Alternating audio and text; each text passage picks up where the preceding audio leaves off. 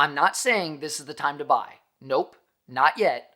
But if you must, if you just absolutely have to buy, then sit back and listen to what I have to say, because this will be quick, easy to understand, and might end up saving you a lot of money.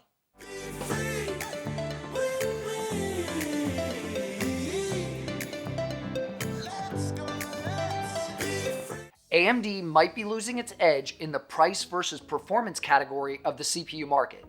However, it is absolutely killing it in the GPU front. And everyone seems to be ignoring this. I'm going to enlighten you right now by using this easy to understand GPU comparison chart that I've made. It's got both AMD and Nvidia's current GPU lineup, where they stack up performance-wise against each other, and it's got the current cheapest prices for every card. Please don't be too particular with my comparison chart. I've placed these GPUs into categories relative to their performance against each other. I don't have every single one of these GPUs in the studio to test with. In fact, I don't have any AMD GPUs. But that might have to change if these prices keep dropping. I have, however, watched numerous GPU review videos from reputable sources such as Hardware Unboxed, Gamers Nexus, Optimum Tech, and Testing Games, to name a few, which my chart is entirely based on. Feel free to pause the video at any time to take a closer look at the chart, and I've also included chapters down in the description so you can jump around to the group that you're most interested in.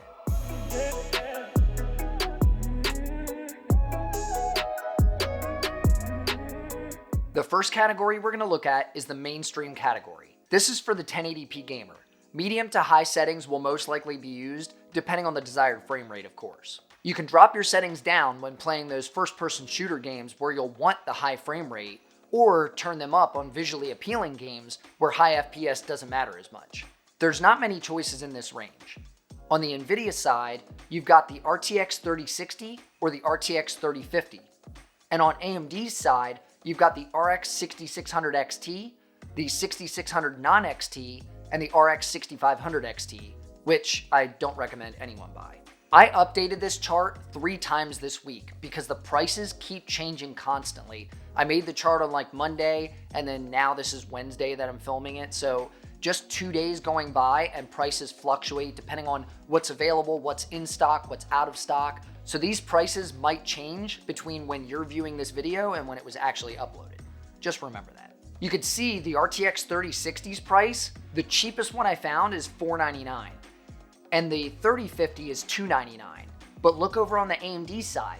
You've got the RX 6600 coming in at $324. That's under MSRP. I've put the MSRP for all these cards in black on the left side of each card, so you can see what they should be costing according to the manufacturer's suggested retail and what they're actually costing on retail sites currently. The RX 6500 XT is actually coming in at its suggested retail price of $199.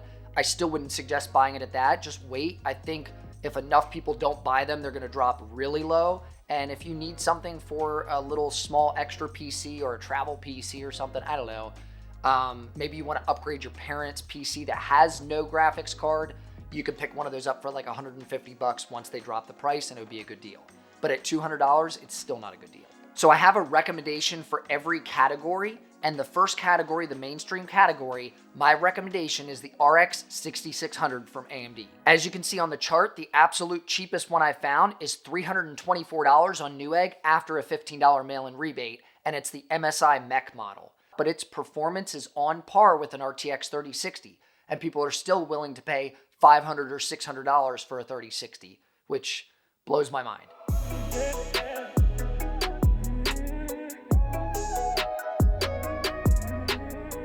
The next step up is going to be the performance tier. This is 1080p high refresh rate or 1440p gaming. This is just the cards I suggest you use for each of those categories of gaming, depending on what you're looking for. Some people don't know which GPU they really need. There is a ton of options in this range, and it's easy to overspend if you're not careful. On the Nvidia side, you've got the RTX 3070 Ti, the RTX 3070 non-Ti, and the RTX 3060 Ti. On the AMD side, you've got the RX 6800 non-XT, the 6700 XT, and the 6600 XT. Now, the 6600 XT rides that line between the performance category and the mainstream category.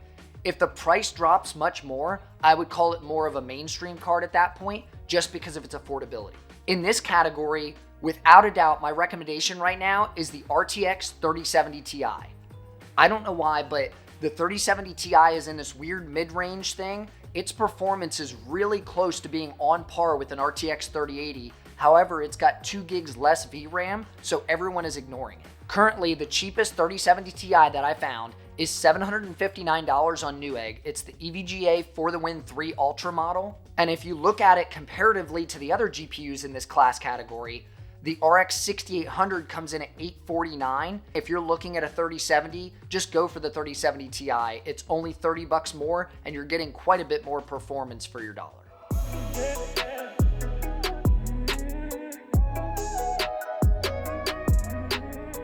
The last group is the Enthusiast segment. Of course, I have not forgotten about you, that 1%. This targets the 1440p high refresh rate gamer or the 4K gamer. Now, the options that you have in this category really depend on you. On the Nvidia side, you have the RTX 3090, the RTX 3080 Ti, and the RTX 3080 non-Ti. And then you have the 12 gig and the 10 gig, so they're actually 2 different cards, but they fall into the same category, just a 3080. I purposely left out the 3090 Ti because I feel like Nvidia has priced those things way too far out for what they are and the performance gains that you get. Plus, the RTX 40 series cards and the AMD 7000 series cards are coming out at the end of this year. So in the next 6 to 9 months, why would you buy a $2,000+ graphics card that's going to be obsolete in a couple months? You might just want to wait. On the AMD side, you have the 6900 XT and the 6800 XT. My recommendation is the RX 6900 XT. You can actually pick this GPU up on Newegg right now for $999 after a mail-in rebate. It's the Gigabyte Gaming OC model. It's a $150 mail-in rebate, so you actually have to pay $1149.99 for the purchase price. $999 is the suggested retail price of a 6900 XT. So don't shy on AMD because they're the ones bringing the price down, and that's what's going to cause Nvidia to have to drop their prices as long as you stop buying from them at overpriced markup. But my recommendation is the 6900 XT all the way. So what's my whole point of making this video? I wanted to make something that was fairly easy for you to understand. I mean, you can not listen to anything I say right here and just look at the chart, and the chart is a perfect picture representation of the prices right now and the performance you can get versus each card. Like I said at the beginning of the video, this is still not quite time to buy a GPU yet. AMD is closing in on MSRP. In fact, some of their cards are at or below MSRP already. Oh, and I purposely left out ASRock's cards. Some of the AMD cards from ASRock are better prices than I have on the chart there. However, I've never used one of their cards, and in fact, I really don't think I've seen any testing online using them. So I don't know how well they will perform or the longevity of them or anything like that. So I figured I'd stick to the major companies, the big AIBs and stuff, and recommend those cards instead. Now, Nvidia has quite a distance to go. As you can see, some of their cards still have that high Nvidia markup. I think the 3060 is going to stay high in price versus what it should be at MSRP, just because that's the most popular card and a lot of people are buying them up very quickly. Newegg has the best overall deals right now, with Amazon having a few randoms. Now, if you are shopping for a GPU right now and you just have to buy one, make sure that you're selecting the proper settings to be able to search for your GPU. If you go onto the left-hand side on Newegg, you'll select your GPU that you want, also check the seller as Newegg, and lastly, select new, not used. This ensures you're not buying from a third party and you're not grabbing a used GPU, which will most likely come from a mining farm, unless you don't care about that. I had to make this follow-up video to my GPUs are back in stock video because prices and availability are changing so fast. I mean, I follow this stuff every single day, so I can only imagine how hard it is for you. If you need help keeping an eye on the best prices and parts for your next PC build, make sure you subscribe down below. Oh, and click that like button for me because it really helps out the channel. And as I always say, I'm Danny with Danny's Tech Channel, and I'll see you in the next video.